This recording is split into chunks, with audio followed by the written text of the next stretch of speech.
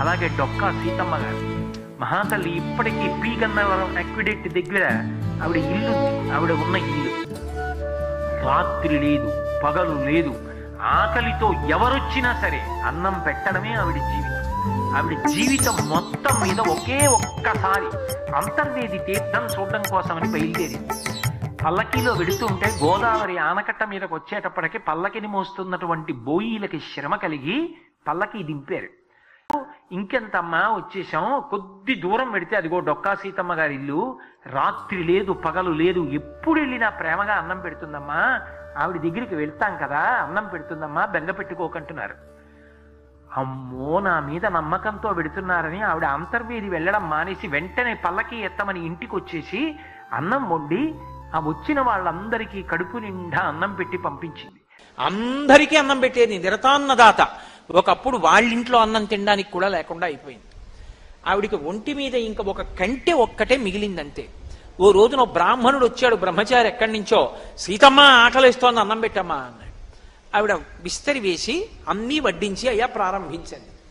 ఆయన అన్నాడు, నాకు పెళ్ళి అవ్వలేదు, ఇన్నాళ్లకు సంబంధం వచ్చింది, పెళ్లివారు బంగారు ఆభరణం పెడితేనే పిల్లనిస్తా ఉంటున్నారు, సీతమ్మ ఏదైనా బంగారు ఆభరణం ఇస్తే అన్నం తింటా, అలాగే లేచి వెళ్ళిపోతాను. ఆవిడ భర్త వంక చూసి కంటె ఇలా ఎత్తి చూపించింది, ఇచ్చేస్తానని.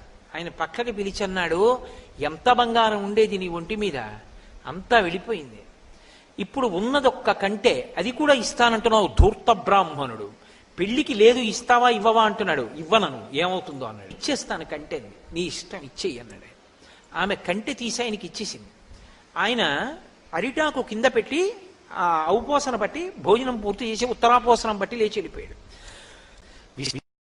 ఆ రోజు రాత్రి శ్రీ మహావిష్ణువు స్వప్నంలో దర్శనమిచ్చారు. సీతమ్మ, నీ చేతి అన్నం తిందామనుకున్నాను, చిన్న పరీక్ష పెట్టి తిన్నాను, అందరికీ అన్నం పెట్టే నారాయణమూర్తికి అన్నం పెట్టావు సీతమ్మ, ఇవాళ నీ జన్మ ధన్యం, నీ ఇంట లేకపోవడం అన్నది ఉండదు, మీ ఆయన బెంగ పెట్టుకున్నాడు ఐశ్వర్యం అంతా అయిపోయిందని, అక్కర్లేదులే, ఎంత పెట్టారో అంతా మీకు దొరుకుతుందన్నాడు. మీ ఇంట అన్నదానానికి లోలు లేనంత దొరుకుతుంది, బెంగ పెట్టుకోకన్నాడు. ఆ రోజు సాయంకాలం ఎప్పుడూ దున్నే పొలమే, 50 ఏళ్ల నుంచి దున్నుతున్నాడు ఆయన. వెళ్ళి గుణపం పెట్టేదో తవ్వుతున్నాడు, ఠంగున శబ్దం వచ్చింది, చీకటి పడుతోంది. బిందె పైకి తీసి ఏమిట్రై బిందె వాసిని కట్టిందని ఇంటికి తెచ్చి గుడ్డ విప్పి వంపారు. బంగారు కణికలు పడ్డాయి అందులోంచి. దాంతో అన్నదానం అలా చేస్తూనే